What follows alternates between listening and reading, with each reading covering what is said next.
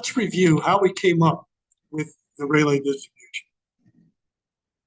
So we started with horizontal errors and vertical errors, and we made a bunch of assumptions about those two random variables.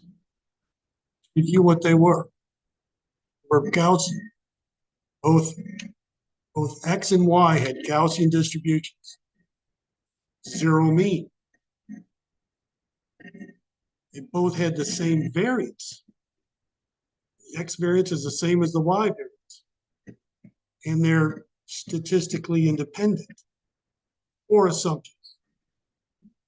With all 4 of those assumptions, then we could compute distributions for different variables, namely the miss distance and the angle of the miss.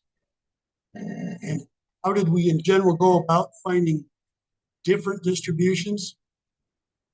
We had to integrate over a joint PDF over a certain region of integration. For the radial miss distance, the region of integration was a disk of radius r. For the angle, the region of integration was a pi slice out to infinite radius. But now, if we don't make all 4 of those assumptions, this joint PDF becomes something different. With the assumptions we made, the joint PDF looked like this. It was a nice circular Gaussian mountain. Every slice through here was a perfect circle. It made things really nice. We could convert the polar coordinates, and life was nice. What happens if it's not this nice? Speed up quite a few charts.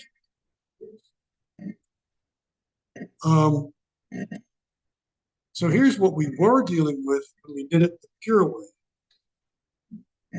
Every slice through a height of equal likelihood will get you a bunch of contours. Here. This top row, the row here is the correlation coefficient. If it is 0, the x and y are independent. So this top row, the x and y are all independent. For this left one here, both the variances or standard deviations are 1. And here on the right here, both standard deviations are 2. Equal distributions. So this guy and this guy have the i.i.d thing, identically independent distributions. And you get nice, perfect circles. Then the integrals were easy to take. We could convert to polar, yada, yada. If they're independent, but they're not equal variances or equal standard deviations, get ellipses instead of circles, still aligned with the major axes.